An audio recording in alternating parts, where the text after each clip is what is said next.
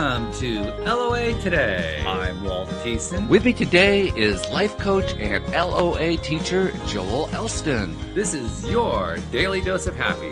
We are so happy you decided to join us today.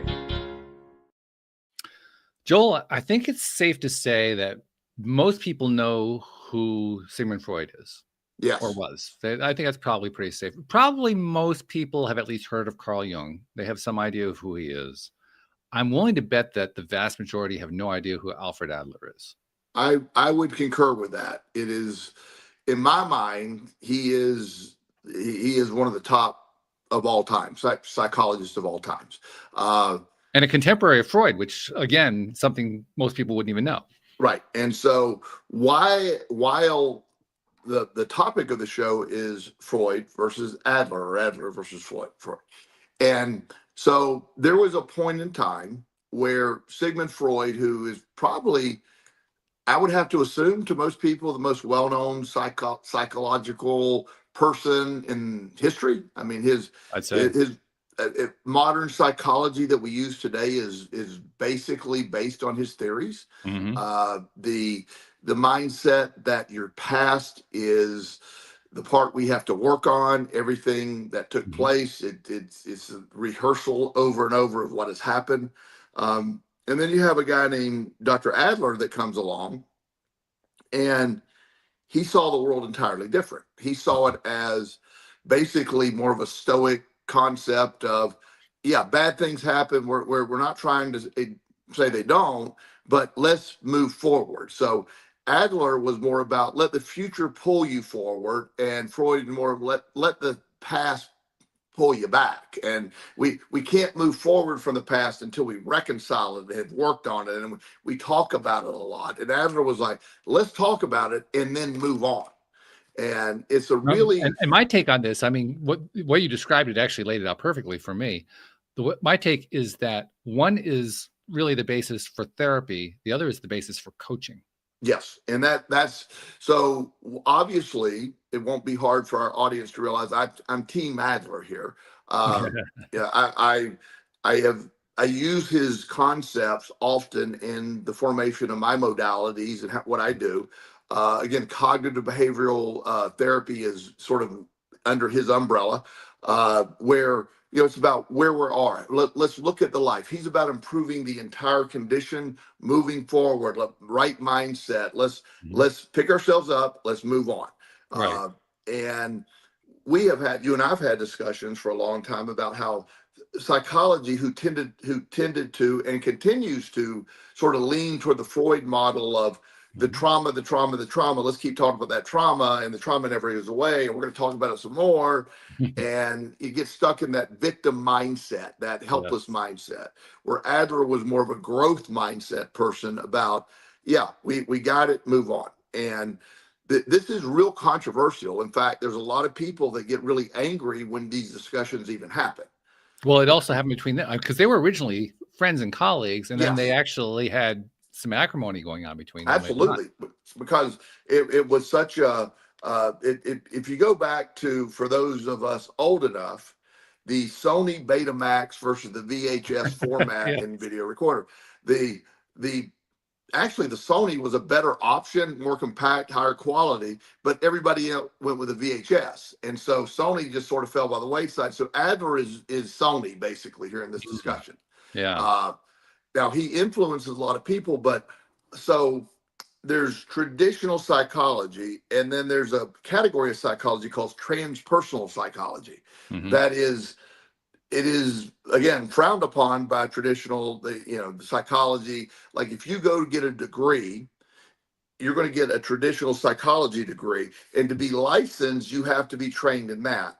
If you want to be a transpersonal psychologist, that's not licensable. You can't have a license for that. One of the models I like in coaching is the reason I like to coach. First of all, it gives me more latitude, but it also my belief system would not technically fall under the guidelines of what traditional psychology does. Right. So the coaching model for me is far better when you use it about let's fix our life. It's really easy. We all have traumas. We all been through stuff, and people people that know me know I don't ignore trauma. I don't act like it didn't happen.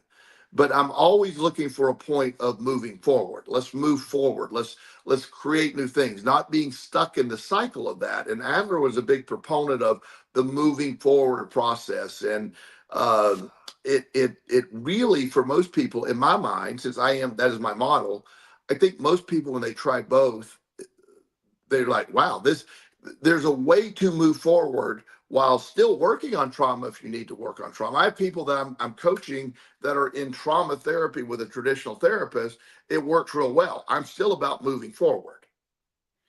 That's an important point right there, because while there is a lot of controversy about the Freudian approach versus the Adler approach, it's not like they're in opposition to each other. No, that's the thing. Everybody wants black and white, always, an answer, one's right, one's wrong. I think that they do coexist often in the right thing. Traumatic events affect how you think, they affect how you behave. So identifying them, processing them, it is important, but it never was intended, in my perspective, to be the point of your life. The trauma should not be the definition of your life. It is something that happened, and I don't want you to be ashamed of it. I want you to be able to deal with it, but I don't want my clients to go around saying that my depression and anxiety is the definition of me. Because that can have some serious repercussions if you do that. Yes. And then this is where the law of attraction comes into play. So when you're constantly naming your trauma and acknowledging it over and over, and you're stuck in the trauma cycle, the trauma loop, then again, the law of attraction responding to how you feel. You're going to get more of that. You're going to get more of the traumatic feeling, the I'm being stuck, I'm helpless.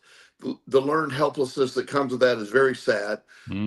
One of my first clients in private practice, I've mentioned this person before, a doctor referred to me, and he was a psychiatrist, and why he referred to it, she came from another psychiatrist that had passed away. And the psychiatrist said, well, what can I do for you? She said, well, I've been in therapy for the last 15 years and trying to figure out if my father molested me or not. And so this psychiatrist said, why don't you go talk to Joel? Because I don't want to start another 15-year trend. And, let's see where that goes. And if he refers you back to me, we'll do that. But I want to hear his opinion on this. So in my first session, I said, I don't want to sound crass or uncaring. Why don't we just pick a side and go? Because your father's passed away, and the talking about it every week for 15 years is not got you any closer to a resolution. And so knowing or not knowing, it's almost irrelevant at this point. So how can we fix your life now? What's going on right now in your life? Let's get to the action steps of fixing your life right now. Acknowledge that there's a possibility that something happened, but that was 30 years before this. It was there's no way to ever find out an answer to that, and I don't want you stuck in this any further.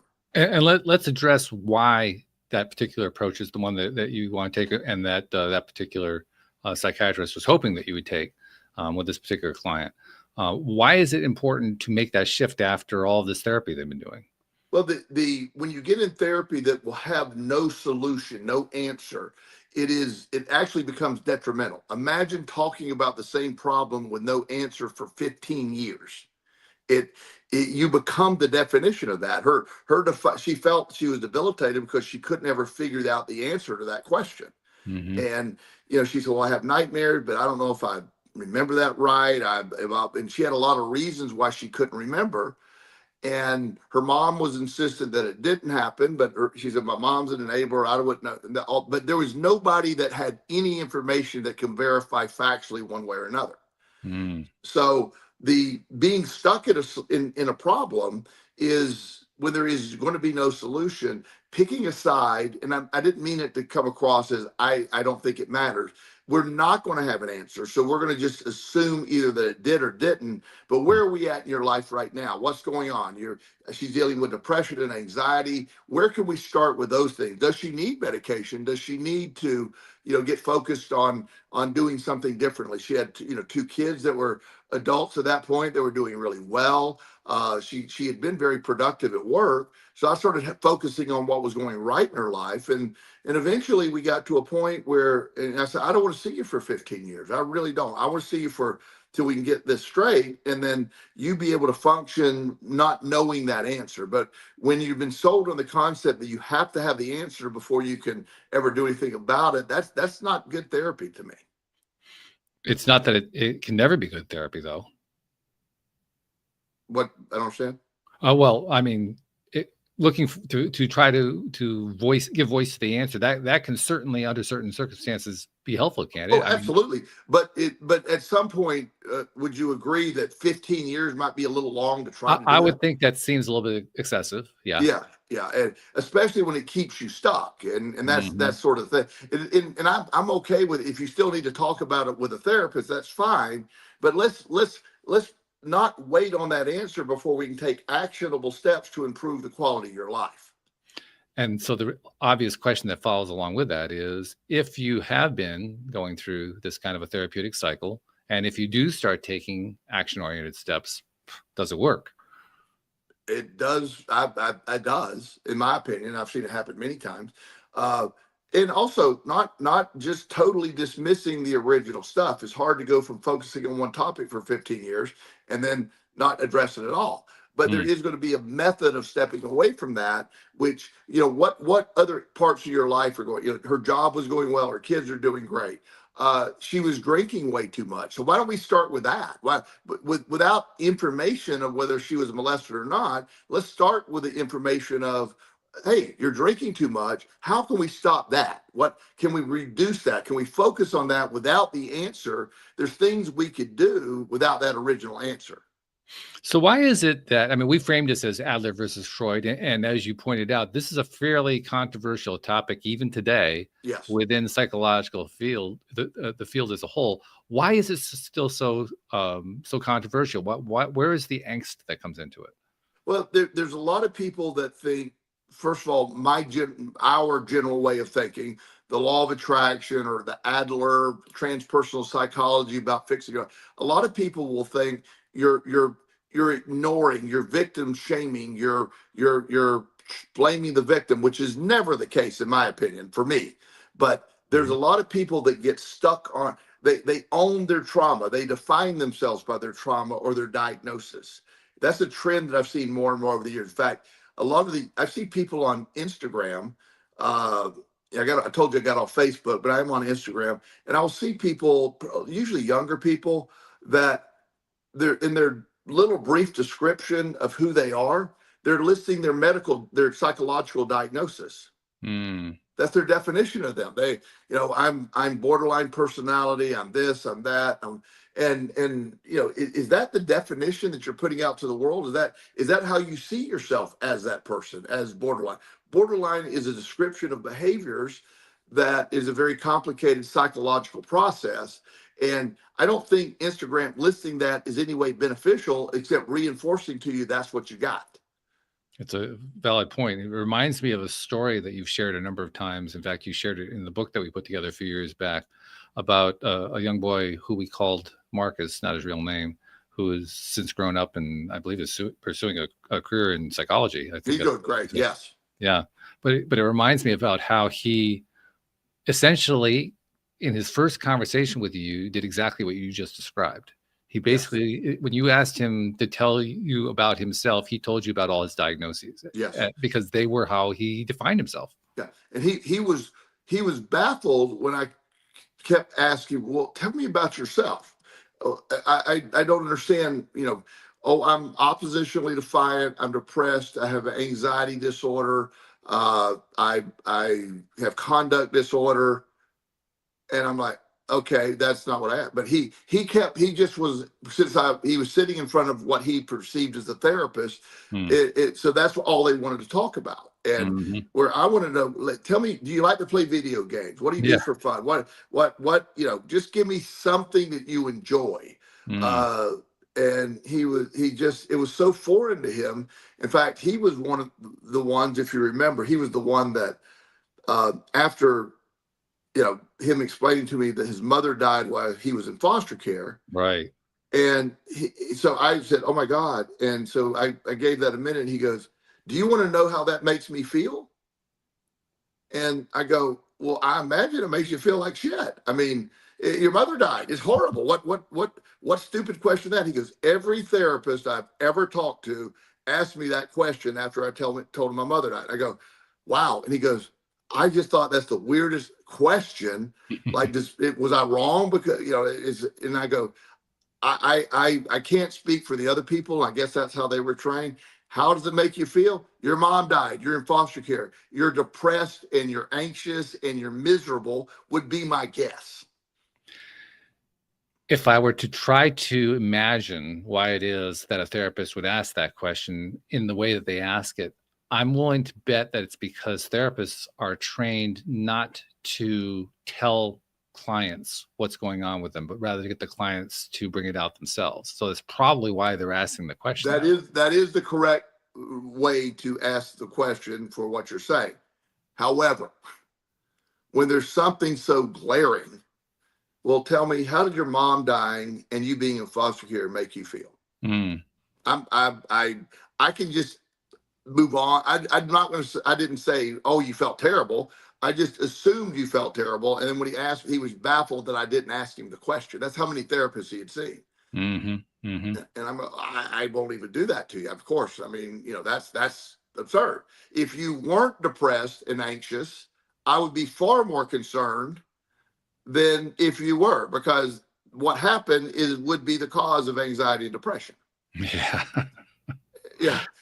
Not being depressed, we were going to need to look at some sociopathy here or something. That, right.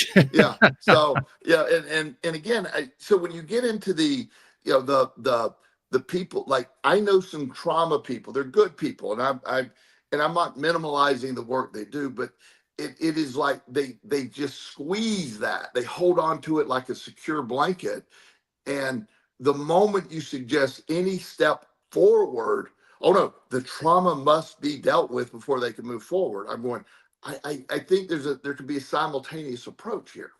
So on the question of Adler versus Freud, this is making me wonder, is it really a question of a controversy between those who adopt the Adlerian viewpoint versus the Freudian viewpoint? Or is it more that the way many people are trained under Freudian type teaching limits them from even considering approaching an Adler type approach? Exactly. So it's, since the standard has been adopted that the Freud based stuff is where all the approved literature and training comes from. When you go to school, everything that they're teaching you, whether it's the School of Social Work or you're going through another, just being a licensed professional counselor, there's very specific, curriculum that was all based in they're based on that. It's similar to another controversial thing that, since we're talking about controversial stuff, so hopefully I'm not pissing anybody off because you're not concerned about that. The idea that one of the things that I have a judgment of the education system is 80 to 90% of the people in education nowadays are female. Mm. And no disrespect, I'm so grateful that for all our teachers, but the way they learn is different than the way males learn. So when you're developing a curriculum that's based on that, a lot of times I feel like the way most males learn is not taken into account, not on purpose, but this is the way it works for the female brain. And so I've always encouraged more, like, boys in general, ADHD people in general, hands-on, very active, very not sitting in a class trying to memorize timetables and stuff like that. The brain, the boy's brain and ADHD brains work differently than the traditional models. So we keep mentioning the ADHD. Does that signify that you tend to work more with people with ADHD? Absolutely. Yeah. I think probably, I mean, certainly all the younger males I work with are ADHD. Hmm. I have, and also I'm very aware that since I work with so much ADHD, I have a bias towards seeing ADHD. Right. So I acknowledge that completely. So I don't immediately jump to that conclusion. But I try really hard to rule out and make sure I'm just not looking for it. And also, a 6-year-old boy is not intended to sit at a desk and read. He's supposed to pick up, run around, touch something, smell it, fart on it, whatever boys do. That's what they do, and that's how they learn. They learn that way. So that's not ADHD. That's just the way that brain learns. Very neuroplastic, and it responds to touching and understanding. And the moment like I have a pocket knife here, pick up a pocket knife. Once they understand how that works, great, fantastic. Put the pocket knife down, and get on to the next thing, and Yep. that's how they learn. And I would Versus, actually advocate the idea that it's not just boys, it's also young girls do the same thing. I mean, you really need to get up and yes, do things and play with things and yes, experience things, trying to learn everything abstractly. I mean, it is possible for some people to do that. I certainly was able to do that, but not most people. And even for those of us who can do that, it's still not the best way for us to learn. It just means that we can do it. right, But just because we can do it doesn't mean it's the best way. It's far absolutely. from When the best way. my oldest son was probably 11, he saw a video of a guy he was running over a tube of toothpaste with his car and watching it explode. So he said, "Is that what really happens to a tube of toothpaste when you run over it?" And I go grab a tube of toothpaste. So that led to us running over toothpaste, an orange, but like 50 things we ran over just to see Wow. what happened. And it was very fun. We laughed a lot, but it was a science experiment hidden in a fun event. It was Yeah. exciting. So I would ask him after the first 3 or 4 things, like, what do you think this is going to do? Mm.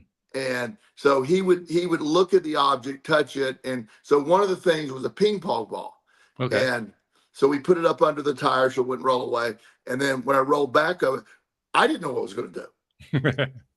It made a pretty loud pop because It it's does. Yeah. air, and I was like, oh, that was pretty cool. So I didn't predict that would happen. I just thought it was going to make a crunching sound, but it made a pop sound. Right. And you had that, and then you had like a banana did what you think a banana would do. Hmm. And then there were some things we'd run over that didn't break at all. That was pretty impressive. In fact, it was funny because this is sort of so the original Nokia cell phone, Yeah. the literal, if whatever that was made of was indestructible. Really Oh my gosh, interesting. the battery life was like 18 years on one charge. It seemed like you could drop it and nothing would. It's classically tough. The little square brick, the little teeny one, and so I had an old cell phone. It would turn on, but it had no service. I had one of, and he goes, "What's going to happen to that?" And I go, "Oh, well, it'll break." But we ran over it, took it out, and it turned on. That was very baffling. It was the toughest phone ever made, by the way. My $1,000 iPhone would just immediately shatter if I were to do that. But Yeah. but it was, my point is we that's how they learn. That's how he learned, and so Mm. that experiment got him thinking. So I'm very, I don't want to digress into education, but it's all part of that same thing. Education has a bias toward a certain way of doing it, and whether there's nobody trying to do anything wrong here. It's just understanding that there's always more than one way. Evolution, for example, right now, if you don't believe in evolution completely, you're considered, oh my God, that's wacky. We've all accepted evolution. It's accepted. Hmm. So when I say, well, okay, I want to believe you, and I know evolution exists because we see things evolve and adapt, but is evolution the only answer when it comes to humans? Because we do have a space, we have a gap that they don't want to talk about. Right. Yeah. So And now I'm not saying it's not evolution, but it's once you have a concept that is just deemed absolutely necessary, you're not allowed to have any differing. That's dangerous to me. and that I think is a good way of describing the root of the controversy between Freud and Adler. Yes. You're not allowed to. Yes. And And when I put those words with a controversy like this, the first thought that goes to my mind is you're not allowed to, according to whom? according to them, Yeah, exactly. right. You know, In other words, well, why should we listen to them? Well, they're the authorities. Well, why aren't the Adler people authorities? Well, yeah, but they aren't as good. well, I mean, it's the just thing, there. the structure just kind of makes no sense to me. Is why I'm asking about this. And another controversial thing, since we're getting controversial, by the way, this is in no way a suggestion that somebody should self-medicate or stop medication on any level. You listen to your doctor. I got to say that disclaimer. But the idea that Prozac comes along and it's all of a sudden serotonin deficits are going to fix depression. They do, and there's evidence that they do in a certain population and to a degree. However, everybody, I mean, anybody that reports being depressed gets these medications. Now, is every form of depression a lack of serotonin, or could it be my mom died, my son died? It could be those things. That doesn't cause a lack of serotonin. It's Mhm. just there's an assumption, and while that, so what happened, the psychology behind that, or the business model behind that, instead of a psychiatrist, my mentor, Dr. Sherman Master, he was the best psychiatrist I've ever personally met, and he was Team Adler as well. He would spend an hour with every patient every session, Mhm. and then he would prescribe meds, but he would prescribe meds based on what's going on and understand. And that was right now finding a psychiatrist that will sit with you an hour and then prescribe med. The average psychiatrist sees a patient for 7.5 minutes, gives them a prescription, and says, check back with me in a month and we'll see how it's working. Yeah, which is kind of mind-boggling. I mean, you're paying for an hour and you get 7 minutes, and you're paying at a premium rate. Like, Yes. whoa, You're paying a okay. lot of money for that, that thing. Now, I'm not trying to bash every doctor, but that model took off mainly because, first of all, what an incredible way to make money when you can, Mm. take an hour and charge 5 or 6 or 7 people for an hour, and in 1 hour. I mean, that's 7 times your money right there. Yeah. Yeah, you And pay off a lot of student loans that way. yeah, and again, I'm not saying people don't need medication, but to assume automatically that, without asking the question, like the young man we were talking about, Marcus, he was on multiple different medications, and when we confronted the psychiatrist about his medications, which is later in the story, uh, and he said he asked the psychiatrist, so I'm on Prozac, and what does that have to do with my mother being dead and me being in foster care? I don't understand how Prozac's helping that. And the psychiatrist literally said, your mom died? But, oh, really? The fact that that's something that's relevant and you didn't even know that?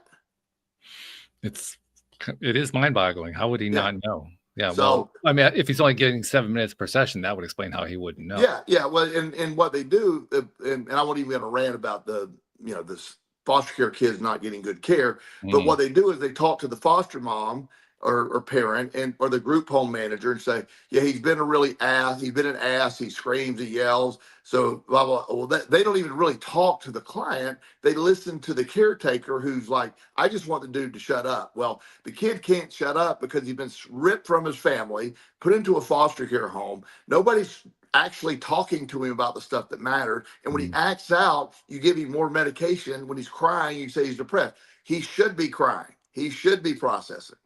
I mean, it's no wonder he gets optionally defined as one of his diagnoses. Yeah, this is one of the greatest kids I've ever met. He's a grown man now and doing fantastic, but the idea that he was optionally, it was laughable to me. I've worked with some optionally defined kids, but this one was not one.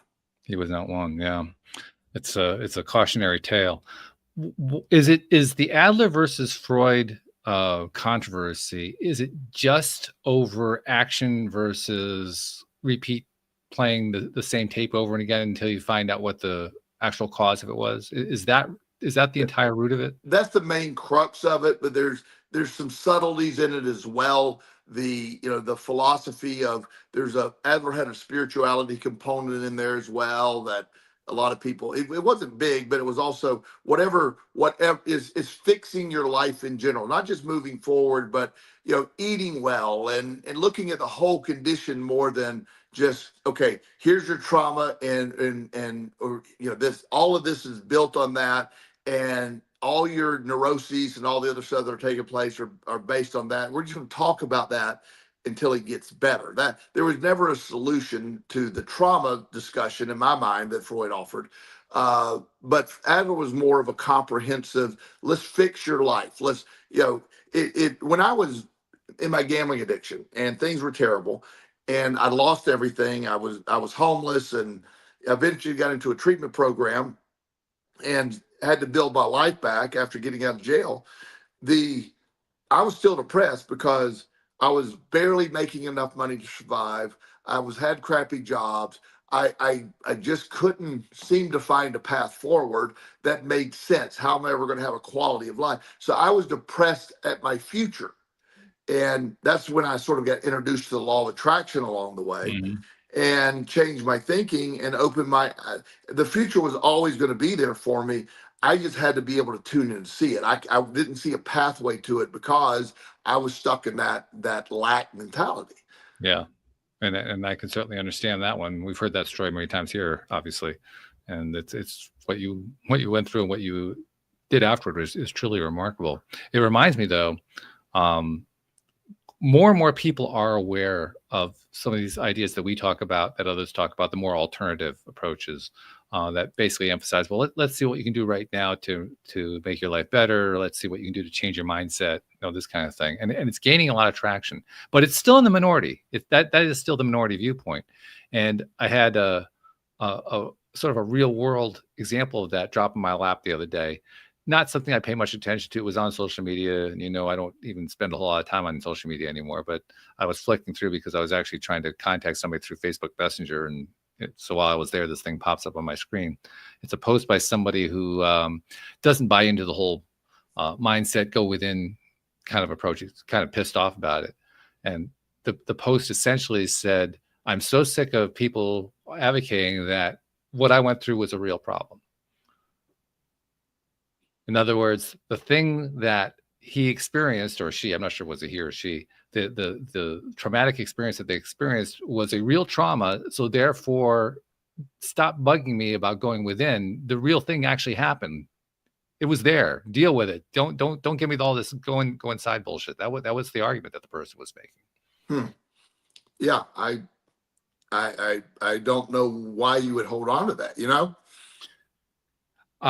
My guess is, in order to deal with stuff by going within, you have to be willing to do the going within part. And the going within part, as you and I know, because we've both done that, is hard to do. It's hard to face. So I mean, one of the hardest things that we have to face is we're the common denominator of our own experiences. Yes. So, if you're resisting that, I can see where somebody might come to the conclusion that this person did. Well, I think a lot of time that is reinforced with traditional psychology. It's told, well, I'll hear all the time, well, it's not your fault. And most trauma is not somebody's fault. No. But where a lot of people really get angry is when I make the next statement, but it's your job to fix it. And they don't like that. I don't know who they think is going to fix it, but it's. Well, they think the therapist is going to fix it. Yeah. And, and the therapist can give you ways that you still got to do the work. You got to go within. You got to go deal with that. And that process is something that. So one of the things I met this. I was on a show one day with this lady, and it was I think a radio show maybe back in the day, and we were talking about law of attraction and stuff like that. And she was a therapist, and her whole take on everything. She had deep depression and deep anxiety. Those were her words. and she's on multiple medications, and her anxiety and depression is real. And I said, I'm sure it is. And so the host asked me, you went through severe depression and severe anxiety and all and addiction. How did it work for you? And I said, well, what worked for me was I'm an exercise freak. That's number one.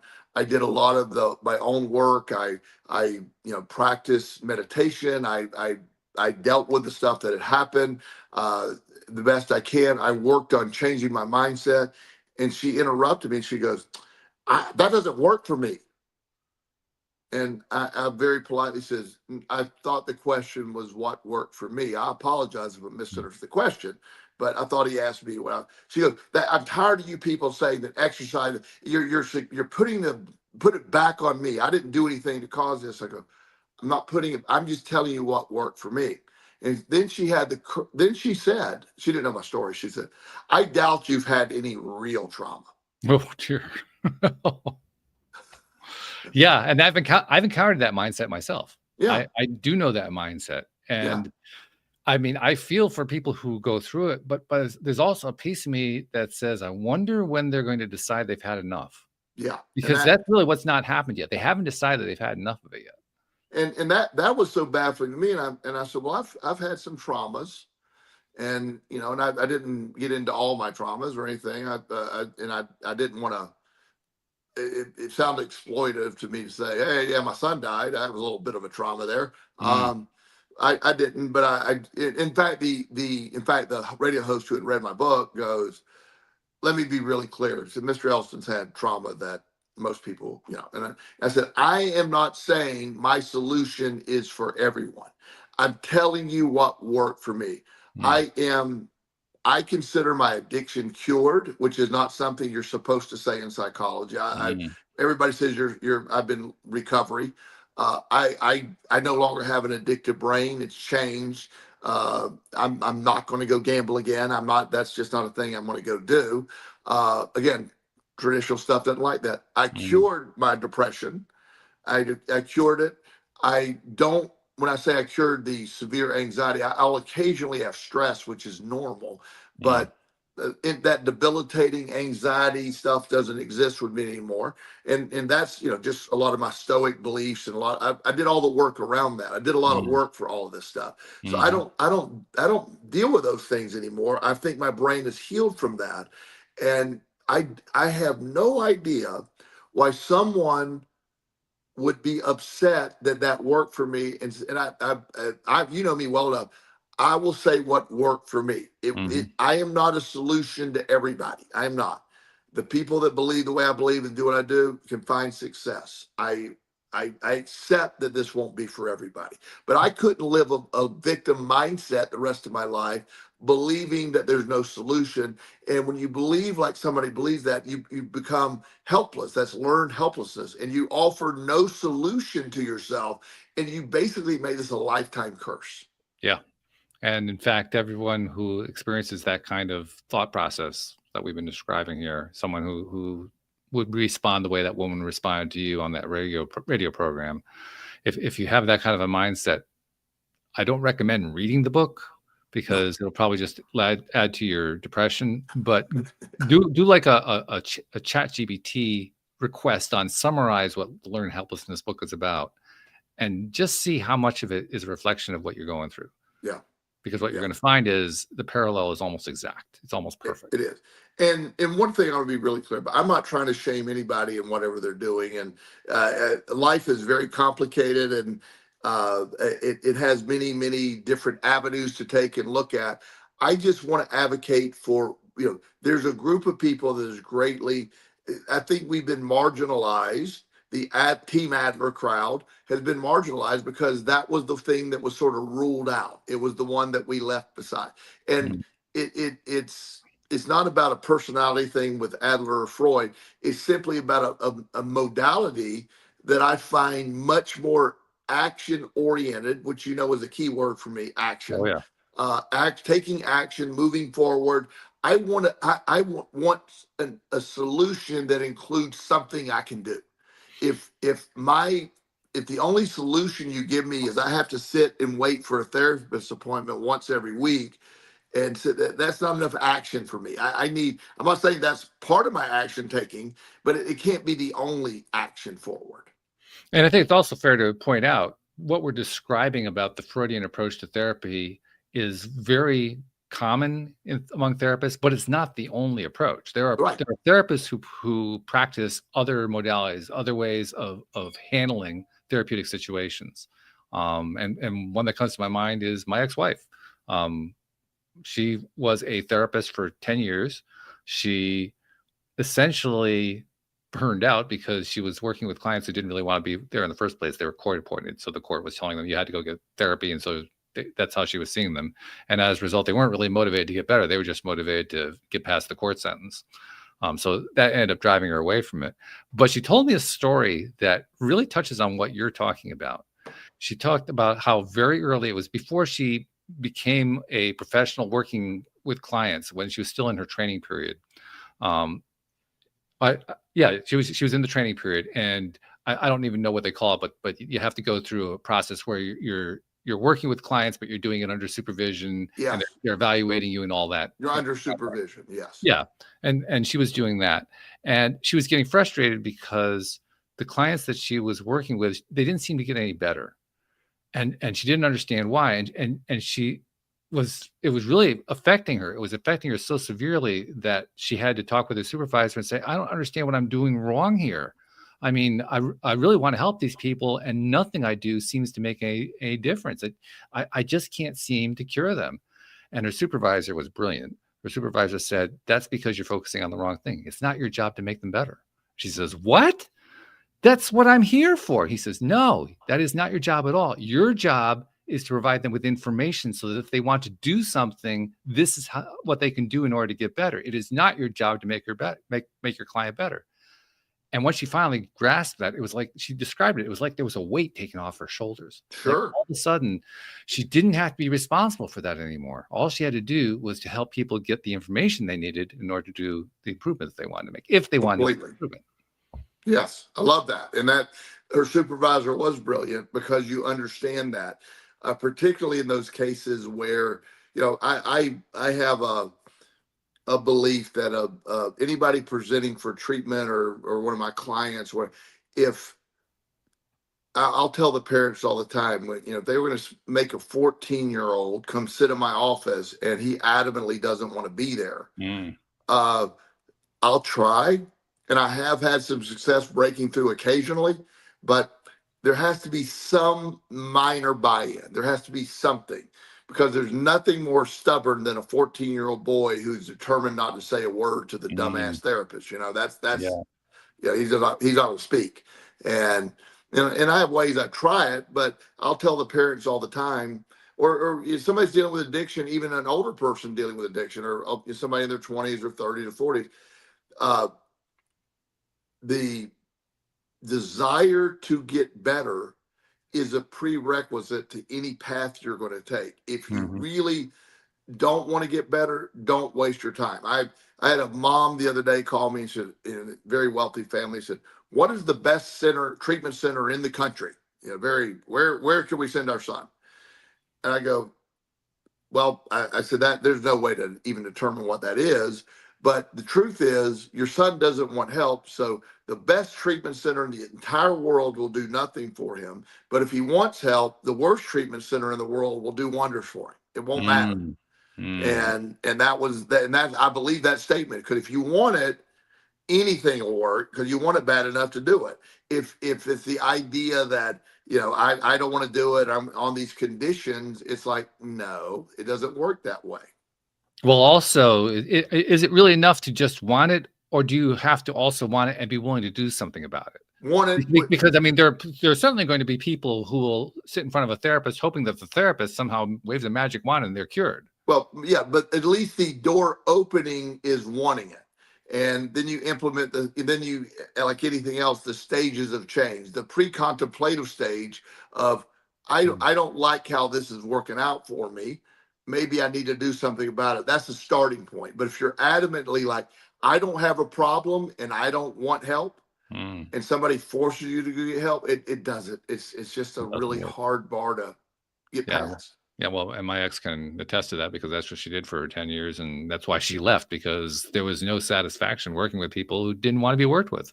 Well, one of the things, I do have several strategies that I've had success with, a kid that's sitting there that didn't want to sit there. And one of my favorites, I've shared it with you before. There's a few of them I shared, but so this kid comes in and he sits down, I don't know, 13, 14 years old, just hell bent. He goes, "My mom's making me be here, Mm. and I'm not going to say anything." I said, "Okay." So I just sit back in my chair, I got my love this phone, I one. Yes, start I know scrolling. which one this is. I Yeah, remember yeah. this one. Yeah, and I'm just scrolling through my phone, and he's like, so he's sitting there. He goes, "Can I leave?" And I go, "No, you're here for the hour." And he said, "Well, is there anything I can do?" And I said, "Well, no, you're here to talk, but you don't want to talk." That's whatever. So we sat there, and I kept scrolling. He goes, "Well, what? Why can't I just leave?" I go, "Well, there's nobody here. Your mom's coming back in an hour to get you." And so he's like, "Okay, what do you want to talk about?" And I go, "I don't know. What do you want to talk about?" He goes, and then so we go back and forth with this type thing. And so I basically just am chatting with him. He goes, "You're not really good at what you do, are you?" I go, "I mean, probably not." And I'm getting, I said, he said, "Well, why aren't you asking me the right questions?" And I said, "Well, what do you think the right questions are?" Ah. And he goes, "Well, why don't you ask me if I'm depressed?" And I go, "Oh, that's a good, are you depressed?" And he goes, "Probably." I said, "Okay." I said, "What's the other good question?" He goes, "Well, why are my grades bad?" I go, "Oh, that's a good one too." And so he literally gave me everything I needed with telling me the questions of why I'm doing a bad job. And so we end up having a really good session. And afterwards, his mom texted me this. He said he gets in the car, and he said, she said, "How was it?" He said, "It was really weird. I don't think he really knows what he's doing, but it was really good. I do want to go back."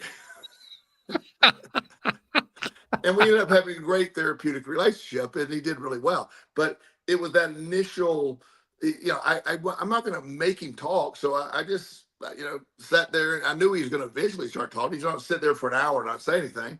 And, so being able to find ways to get them to do it. But he literally asked me, his questions were accurate based on what he was going through. So I was able to get a complete understanding, and then we started working on it. It was amazing, and it's just, I love that story. yeah. He There's laughs also about another it. I mean, story I love. There's a second one that you tell that I love. You haven't told it in a while, but it's the one about what's your favorite Beatle. oh yeah. So the other one that I use when I have a resistant client is, the one the one that was so funny is, I have, a list of exhausting questions. It's just, I Mm. will ask, it's 150 questions. And so they start off therapeutic. They start off common sense. So, Mhm. do you feel safe in your house? Mm. So the kid's like, yeah, just nods. Mm. Um, how are your grades? You're grunting, making noise. So I just go through all the questions. They eventually turn to, what do you like to do? What's your favorite sport? Do you watch sports? Do you play video games? What video games do you play? And, I just keep asking the questions, either no response, a head nod, or a grunt I'm getting. Mm. So finally, like question 123, I said, "What's your favorite Beatle?" And he's like, "What? Your favorite Beatle?" Most people say Japanese, but I don't know. What do you think your favorite Beatle? He said, "This is just ridiculous." and that just started our whole conversation. He laughed, and then once I get somebody to laugh, and then, but it's that icebreaker. It's that ability to break through that first thing, because when I view it, especially, the younger clients, when they walk in the door, they're guarded. The front door is Mm. guarded. I mean, they're not letting anybody in. But the side door is unguarded. So I'm going to ask the things to get, I just need to get some conversation started. And the Beatle, I just always, by the time I get to I always worried. He was one of the few that I was worried I was going to run out of questions. Really? Yeah. Interesting. If the beetle didn't break him, I mean, your favorite foreign fruit might have broken him, but we didn't Mm, get there. You yeah. know. Is he the one who later on answered the question? Yeah. Oh yeah. He got back in the car, told another one. He told his mom, and so she texted. She said he has to make another appointment, and I don't know what this means, but he says Japanese. I said I know what it means. Tell him thank you. That is great. I love that. Yeah, Yeah. but it's about breaking through. It's about seeing things a little differently. But that sort of gets back to the original concept of, yeah, I believe, and we have a toolkit, a multiple toolkit.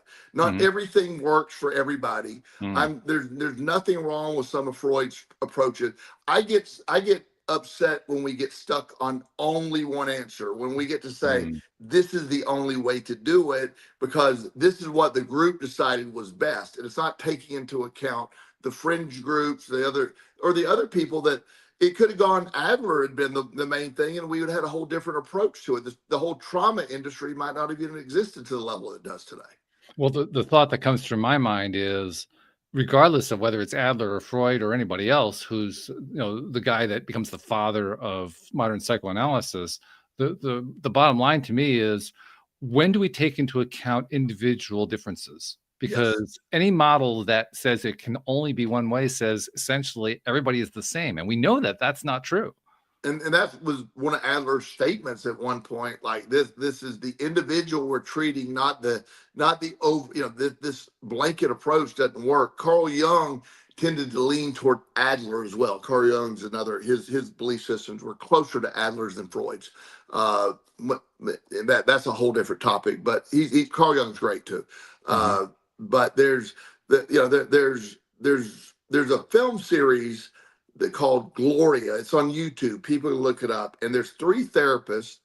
Uh, it would never be allowed today. This is a real person back in the 60s that did a video working with three different psychiatrists or psychologists in various different approaches. Mm. And it's fascinating to watch her response. One is a very aggressive gestalt theory, like in her face, like just and ironically, later she found that to be the most helpful. But she then further, after she said it was the most helpful, she actually said it wasn't. But she was used to so much abuse in her life, she related to the aggressive approach, and it was weird. Wow, So interesting. if you ever want to look that up, well, the Gloria series on YouTube is a really good psychological study. It would be malpractice to do that Oh, today. absolutely, yeah. Yeah. And you could see why, because you don't want to abuse somebody in order to deal with abuse. I mean, that's just Yeah, and and there's two of the other doctors. One was way too nice and actually was sort of flirting with her at one point. It was a weird mm, thing to watch. yeah. Is that an indication of, at that time, the amount of knowledge wasn't like it is today, like the amount of data wasn't as much today, or is it simply that there are such wide differences in therapeutic practices? I think it's such wide differences, and in the big scheme of things, psychology, even though the origins of Stoicism are the foundation of cognitive behavioral therapy. So the idea that this stuff has been around a long time, but the understanding of psychology and it's still evolving. And it's like anything else. Once a group of people sort of believe something, like if you I won't get into the full description, but uh, therapists who use EMDR, it's a very effective treatment technique. Anybody knows EMDR, What but is the MDR? What I mean, fill in it, the blank. it's it's rapid eye movement desensitization. It's a way to treat trauma by moving the eyes back and forth, by creating a flutter of the eyes, which somehow I don't know how it all unfolds. Um, but it's effective. But is it effective because the therapist that's conducting it believes it's effective and sells it really hard because they really buy into it? Mm. Or is it really effective? Dr. Master said that he thought it was effective, but it's when your therapist believes something so strongly and you do it, you buy into it. And that was one of his things. There's also a thing called tapping, EFT, emotional freedom technique, Right. which is a little different, but sort of goes on the same theory. There are studies saying they're both equally as effective, or almost the same. Now, the EMDR people don't like that, but the Well, the EFT EFT, probably people don't like it either. So it's fair. It's fair, you know. yeah. So when you look at that, so when you look at like the emotional freedom technique, I like that. It's a great way to distract for panic attacks. It calms you down. But is it working because it's working, or is it working because you believe it's working? It doesn't matter. It's working. This is true. It does also lead into one final subtopic that we can address on the whole Adler versus Freud thing, which is Adler and Freud had two different approaches to how you deal with traumatic situations that are holding you back in some way. And I think we did a pretty good job during the show here to outline what those differences are. But it also raises the question, which is, to what degree do people get better at using one model or the other simply because they believe that the model is going to work, or they believe that the therapist is going to get them there? We get back into one of our favorite topics is placebo, you and I. Right.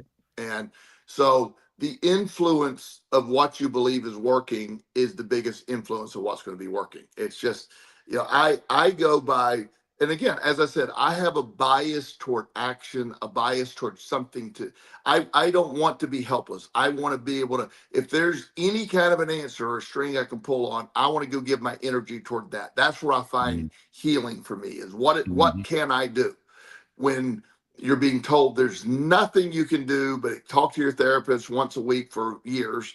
That's the only solution. Then you believe that's the only solution. And like you said, there's people that get angry when you suggest this is real. It's real. Of course it's real. Nobody's saying it's not real, but there's not, when you are defined by that, and that's what I get freaked out about is so many people nowadays, there's pop psychology on Instagram and TikTok is, wow, it's out of hand because people are diagnosing things. And, like I saw a lady that had 7 diagnoses. I forget what they were. Technically, they would not be able to all she picked some of those herself because they can't all go together. Wow. But that was that's her statement of who she was. Yeah. So it's a fascinating topic. I'm fascinated by weird things, but I've done a deep dive on the Adler stuff and the Freud stuff, and they're certainly huge leaders in the field. I think psychology. I would like more information on all sides, more studies on all sides.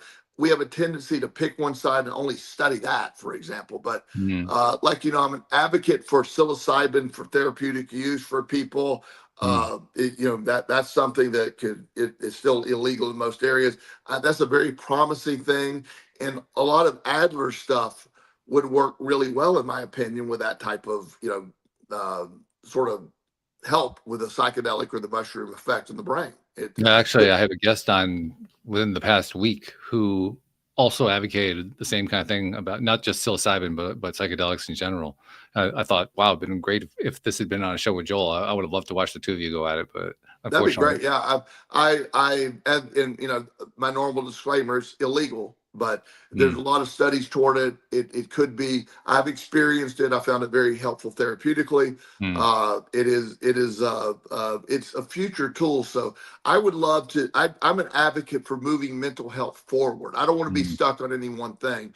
I just look at and again, I have a unique set of clients that tend to come to me. So I tend to use the formula that works for my clients. So makes sense. all those disclaimers out there, but it's more of a topic of discussion. It is a fascinating topic to me when you understand it. It's, remember we did a show on Milton Erickson, the hypnotherapist that cured his own, that cured his own polio. Right. That was fascinating. Or was able to walk after not being able to walk polio. So I'm obviously a brain nerd. I've studied all these things, so I'm fascinated by the things that get lost along the way. It's pretty amazing that some of these things aren't common knowledge. Well, I picked stuff up just by doing this show, but I'm certainly not trained in the field of psychology, and yet I just kind of look at the starkness of one piece of it that really boggles my mind, because we mentioned the book Learned Helplessness, which is by Dr. Martin Seligman. And I remember I actually read that book when it came out in the early 90s. Well, I didn't read the whole book. I read about a third of it, and then I got too depressed and I couldn't finish it because it was really horrible reading all the stuff that he was writing about. But Dr. Seligman, a few years later, ends up being one of the founding leaders of positive psychology. And I mean, that just blows my mind. He was at one end completely, and then he swaps over to the other end. The amazing whatever happened, the amazing shift from learned helplessness to the positive psychology part that he's the founder of, is fascinating to me. And so along the way, he obviously experienced things that are like, wait a minute, and he was the perfect messenger for positive psychology because he was the most negative human being on the planet before that. Which is astonishing, but it makes sense. I mean, from a contrast point of view, it makes sense. You study the contrast and understand what you don't want to make it easier to understand what you do want. I mean, it does make sense. It's just, wow, we don't really run into that very often. Well, and another piece to that too is which side he's on, he is definitely knowledgeable. And so that guy is very knowledgeable. He's one of the smartest people I've ever heard talk. I've read all of his stuff, read a lot. I mean, it's amazing. And it's something that he's the perfect messenger because he's seen both sides. Which is a wonderful thing. Yeah. Well, we love seeing your sides too. I mean, you've shared some amazing sides. Thank you for doing that today. And thanks for suggesting this Adler versus Freud topic, because it's been quite fascinating to say the least. All right. Great to see you, my friend. Great to see you too. Thank you to our podcast listeners everywhere. We'll see you all next time here on LOA Today. Goodbye, everybody.